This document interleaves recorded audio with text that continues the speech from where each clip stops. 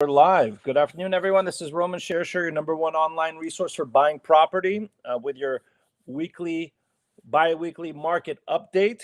I'm going to go through some very important news in terms of what happened in October in our Southern California market, in the California market. And then I'm going to also go over what's happening a lot throughout the country as interest rates, payments, and prices are high. We're going to go over a term called house hacking. Okay. But as always, if you like this video, please make sure you hit the like button so I know to keep creating content and videos like this. I appreciate the time you spend looking at these, and I want to make sure to provide this valuable information if it is worthwhile for you. Some current projects we have going on. We have 2 closings this month in Jacksonville, 2 rental homes that we're selling. One we did a great renovation to, another one that took a year to do the renovation because there's so much work that we did, but we did a great job and we're selling at top of the market. So that's scheduled to close later this month. And we had a closing today. So congratulations to us on the closing we had today. We're working on some duplexes out in Jacksonville, renovating those, about to rent those up. And we're taking down another property out there in the 32221 area. It's West Jacksonville, very great working class neighborhood. Very excited about that cinder block home that we're taking down. And lastly, we have a Woodland Hills property here that we're renovating. I'll look for that to come onto the market in about a month and a half. All right. Remember, to anyone watching on Instagram, make sure you go over to Facebook or YouTube, and you'll be able to check out the links to the slides that we have there for the content that I'm about to go over. Remember, we go over raw data. We try to eliminate all opinion, go through the numbers and exactly what's going out there. A lot of misinformation always in the real estate market. So my job here is to give you the facts. Okay. All right. Let's go over our first topic today is what happened in October in real estate in California. So California home sales remained basically muted in October, pretty stable because elevated interest rates kept the home buyers and the sellers on the sideline. The interest rates are up. Sellers don't want to sell because where are they going to go? They're going to go into another house that's 3 times their interest rate that they have currently. And then the buyers, with high interest rates, it's really pricing them out of the market. So what's great is that this interest rate has fallen significantly, and I'll go over where we are with the mortgage rate shortly.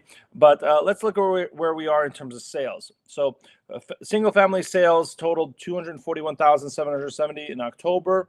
That's up 3% from September. Sorry, 0.3% from September, but it's still down nearly 12% from October of last year. Our volume is still down. Our inventory is still down significantly from last year, which was already significantly down from 2021 and what a normal market looks like. As a result, our prices continue to go up. Our median home price was only down 0.4% from September, because the summer months were hot. We're going into a seasonally kind of slow period. It dips just a little bit, but we're still up 5.3% since October of last year. I heard so many people talking about inflation, the recession, these things. Prices are going to drop. Prices are going to crash. They're up 5% year to date.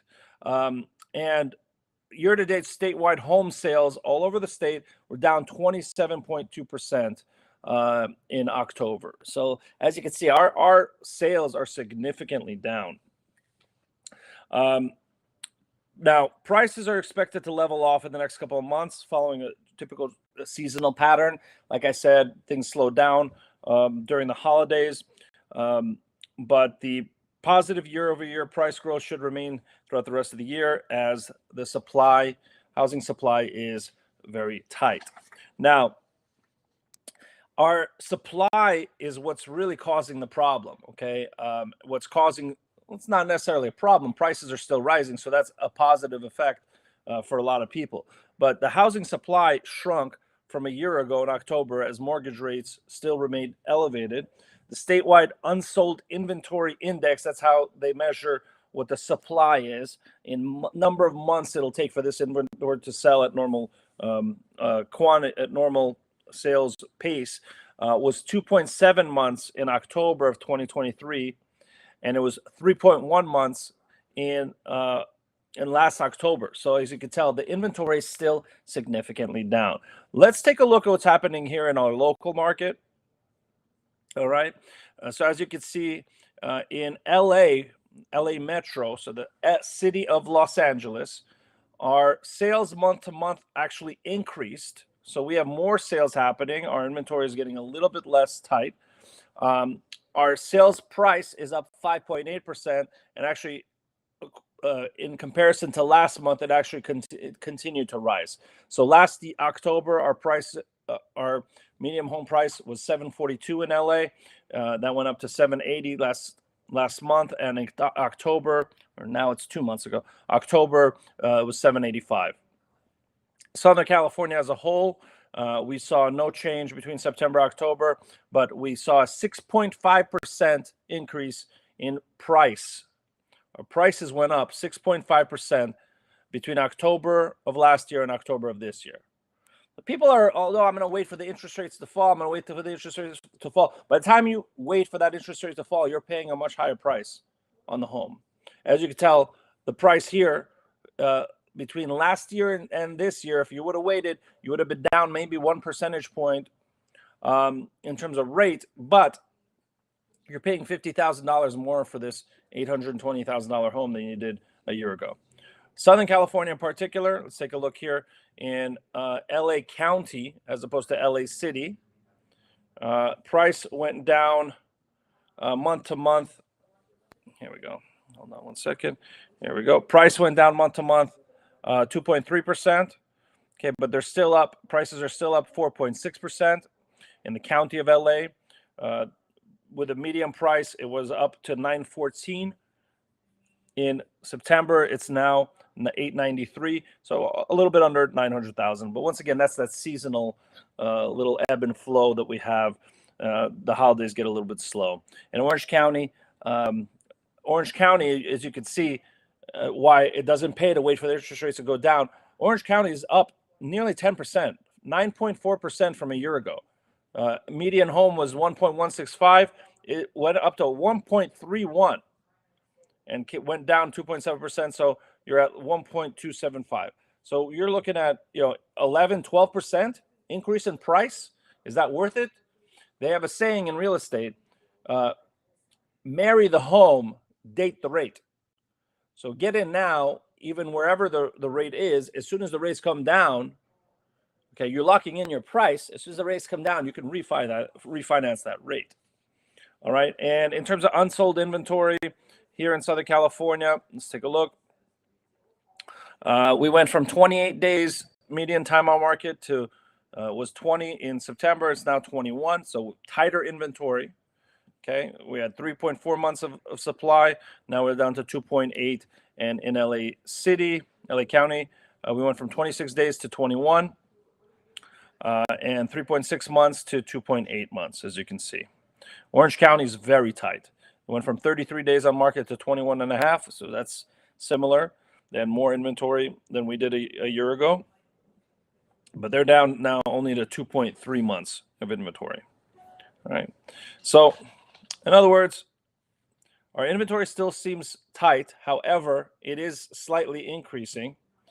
And that's causing prices to continue to rise. So is it worth it to sit on the sidelines? I don't think so. And especially right now, you have to know how to buy these properties. We're still in multiple offer situations on all our buyers and sellers that we're working with.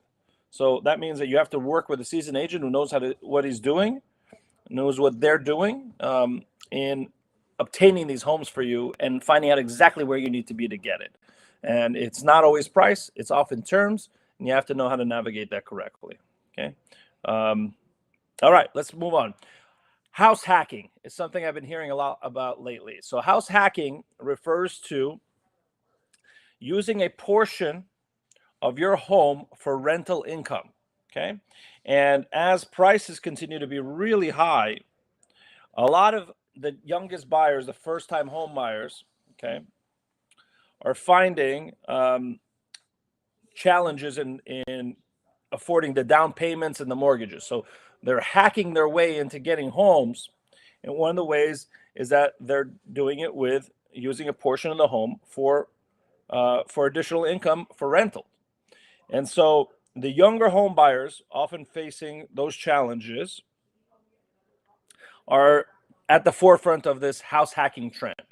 Okay.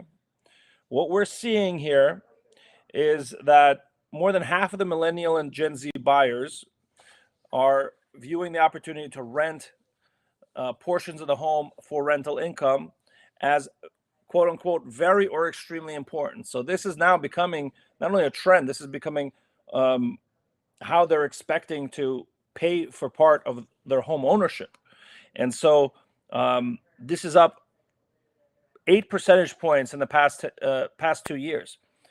That's compared to the 39% of all home buyers total.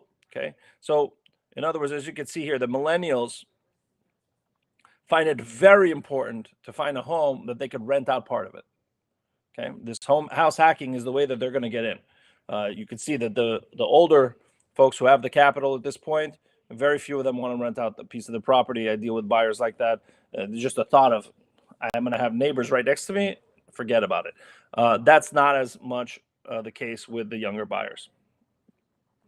And as you can see, a lot of them also have plans to rent out the whole property going forward and for rental income. So that's pretty important to them as well. You're noticing the millennials, the younger group, they want 64% of them want the ability to rent out the entire home in the future to produce rental income. So this becomes a factor when you're dealing with things like homeowners associations that bar or have limits on the amount of units that they can have as rentals. And so that would be a major deterrent for this type of buyer. Let's take a look at mortgages, the mortgage rates. A lot of people that watch this are interested, most importantly, in where are the rates right now. I want you to see this graph. The rates right now are 7.09%. They've come down so much. So when I did this same show back in September, the 30-year fix was 7.97%. So almost a whole point higher than it is now. It's come down significantly. And even just from 2 weeks ago, the rate was 7.37 for the 30-year fix. It's now 7.09. The 15-year fixed was 7.31 back in September. 2 weeks ago, it was 6.75. It's dropped to 6.48 now. The 30-year jumbo was 8.05 back in September, dropped to 7.75. It's now down to 7.6. 5/1 ARM was 7.3. 2 weeks ago, it was 6.94, and it's dropped now to 6.72. Went down even a little bit further. The FHA was 7.4. It's now 6.5. So a whole 90 basis points. Okay, 2 weeks ago was 6.7. And the VA, very similar, was 7.44. So 94 basis points higher back in September. Went down to 6.72 2 weeks ago, and now we're down to 6.5.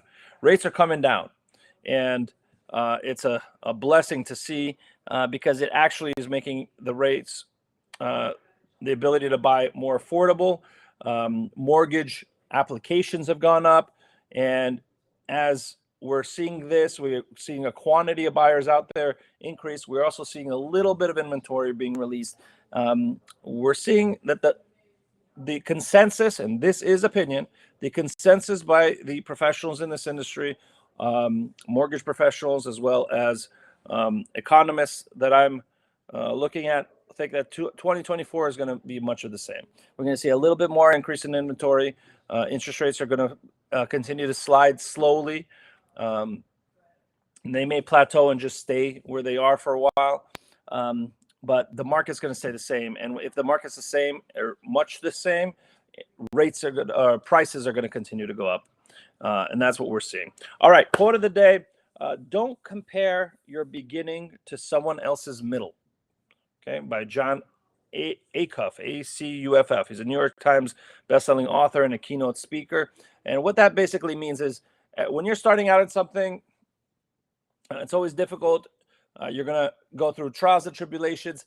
You try not to compare yourself to someone who's already been doing this for a long time. It's not going to be fair to you. And really, it's only going to be actually quite depressing and non-motivational. So remember, don't compare your beginning to someone else's middle. Don't compare your middle to someone else's finish line. Stay within your group, stay within your lane, and venture out when gather that experience, get out there and get better, and then compare yourself to people that are alongside of you. I like to work in masterminds, people that are alongside me, and we work together to raise each other up. Nothing like a good mastermind group. Look into it. I would highly recommend it. All right. Remember, check out the links in the content to the content on my Facebook or YouTube page. And if you like this video, make sure you hit the like button so I know to keep creating content and videos just like this. I thank you all for joining me and spending the time with me. Hi, Tony. Thanks for logging on. Everybody have a great weekend. And getting into holidays. Have a happy holidays, everyone. This is Roman Shersher, your #1 online resource for buying properties, signing off.